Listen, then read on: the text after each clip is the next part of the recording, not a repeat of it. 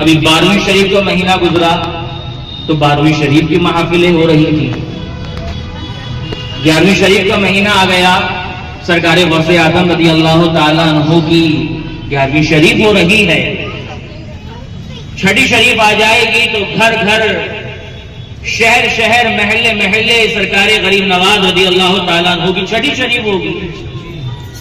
یہ ہمارا مقدر ہے، یہ ہمارا نصیب ہے کہ ہمیں بار بار رحمتیں سمیٹنے کے یہ موقع ملتے رہتے ہیں. کچھ ایسے بھی ہیں کہ جنہیں یہ چیزیں ہضم نہیں ہوتی ہیں، مگر یہ ہمارا مقدر ہے، یہ ہمارا نصیب ہے.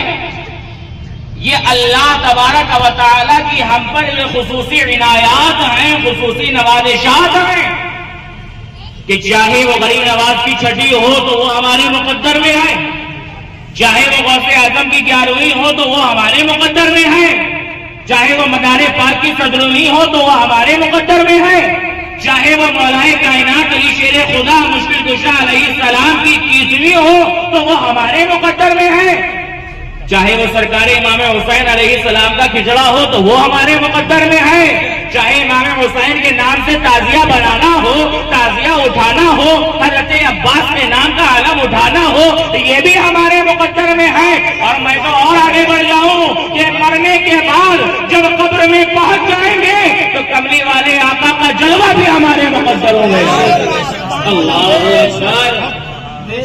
تو ہم سنی مسلمان مقدر کے سکندر ہیں کہ ہمیں ایسی خصوصی نوازشات، ہم پر ایسی خصوصی عنایات اللہ تبارک و تعالیٰ نے فرمائی ہیں. اور 11ویں شریف بزرگان دین کا قول ہے کہ جس گھر میں سرکار غوث اعظم رضی اللہ تعالیٰ عنہ کی 11ویں شریف ہوتی ہے، اللہ تبارک و تعالیٰ 11ویں شریف کی برکت سے پورے سال گھر میں رحمتوں کا نزول فرماتا ہے. سبحان اللہ، سبحان اللہ.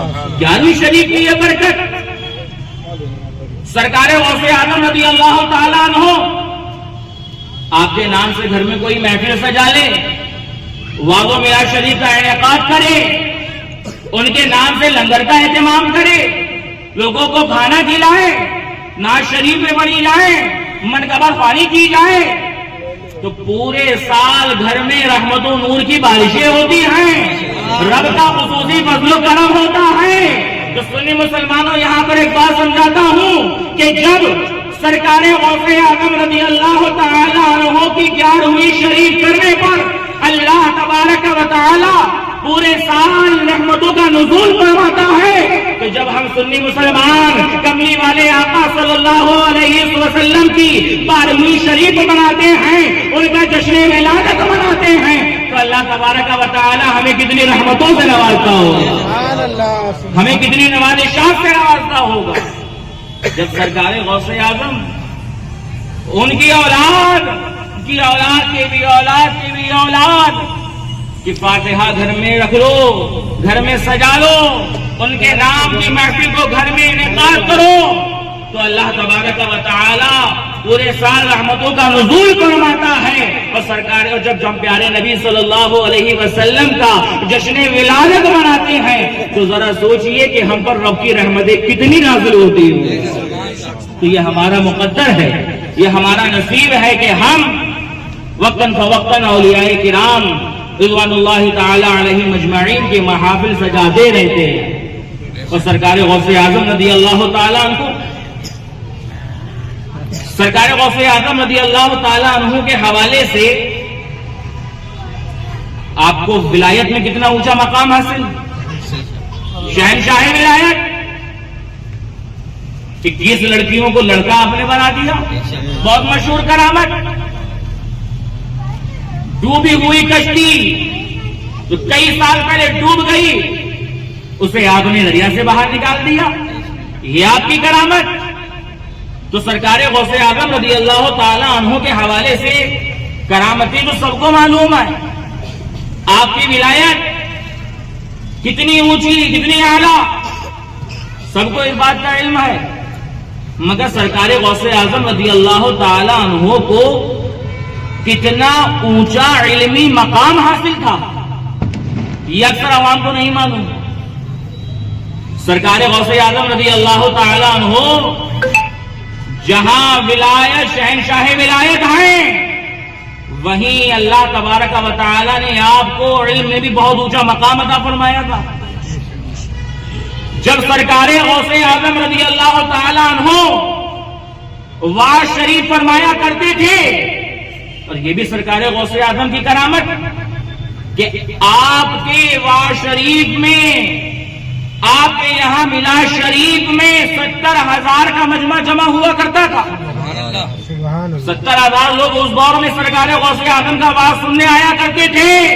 اور یہ سرکار غوث اعظم کی کرامت دیکھیں, یہ سرکار غوث اعظم کی شان دیکھیں کہ جب سرکار غوث اعظم رضی اللہ تعالی عنہ اس 70,000 کے مجمع کو وعظ فرمایا کرتے تھے تو جتنی آواز سب میں بیٹھنے والے پہلے انسان کو آیا کرتی تھی اتنی آواز آخر میں بیٹھنے والے کو بھی آیا کرتی تھی. یہ ہے کرامت سرکار غوث اعظم. تو سرکار غوث اعظم رضی اللہ تعالی عنہ جب وعظ فرمایا کرتے تھے تو ایسا نہیں ہے کہ صرف عام ہی لوگ اس میں بیٹھا ہوا کرتے تھے, بلکہ اپنے وقت کے بڑے بڑے عالم سرکار غوث اعظم رضی اللہ تعالی عنہ کا وعظ سننے آیا کرتے تھے کہ چلو سرکار غوث اعظم کا وعظ سننے. آج سرکار غوث اعظم وعظ فرمائیں گے, کچھ علم میں اضافہ ہونے والا ہے.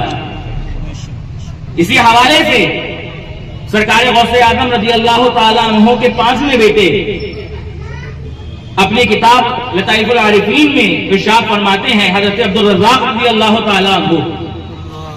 ہم جہاں کے شرف بیعت رکھتے ہیں دادا حضور مجدد مراد آبادی امام سید محمد انتخاب حسین قدیری اشرفی مداری رضی اللہ تعالی عنہ سرکار تاج الاولیاء سرکار سے القدیر میاں کے مدیر ہیں.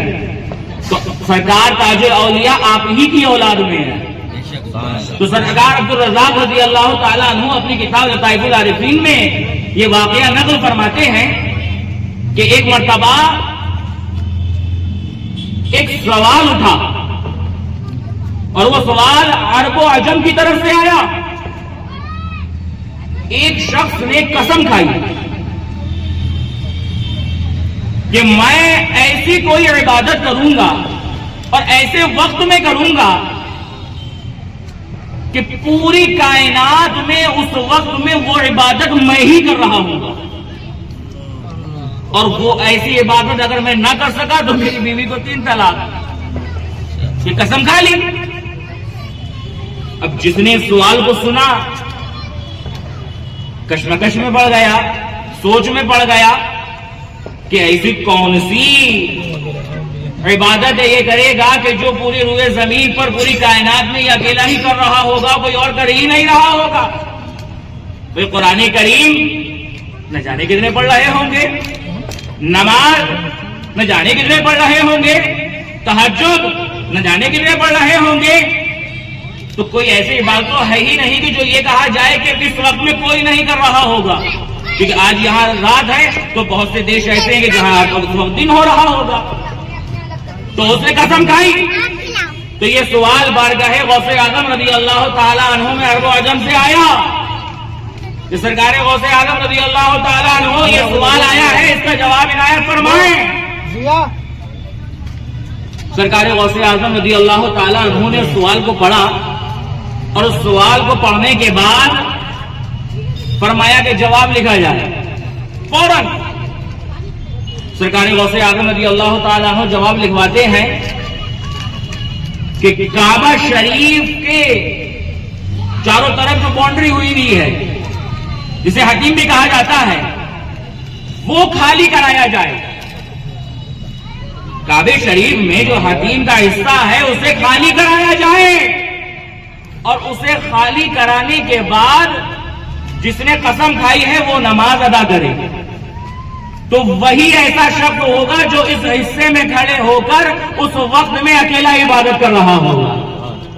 تو آپ ذرا اندازہ لگائیں کہ جو سوال بڑے بڑے علماء نے جس پر اپنا قلم نہ چلا سکے, جہاں تک ان کی سوچ نہ جا سکی، مگر جب وہ سوال بارگاہ غوث اعظم رضی اللہ تعالیٰ عنہ میں آیا تو سرکار غوث اعظم نے کوئی زیادہ لمبا چوڑا مطالعہ نہیں فرمایا، زیادہ لمبی چوڑی کتابیں نہیں چھانی، بلکہ جیسے سوال آیا سرکار غوث اعظم نے فوراً جواب عنایت فرما دیا۔ تو سرکار غوث اعظم رضی اللہ تعالیٰ عنہ کو جہاں ولایت میں بہت اونچا مقام حاصل تھا، اسی طرح سرکار غوث اعظم رضی اللہ تعالیٰ عنہ کو اللہ تبارک و تعالیٰ نے علم میں بھی بہت اونچا مقام عطا فرمایا تھا۔ یہ ہماری خوش نصیبی اور یہ ہمارا مقدر ہے کہ آج ہم اور آپ ان کی محفل کو سجائے ہوئے ہیں۔ اللہ تبارک و تعالیٰ ہم سب کو سرکار غوث اعظم رضی اللہ تعالیٰ عنہ کے فیضان سے مالا مال فرمائے، آمین۔ وما علینا الا البلاغ المبین۔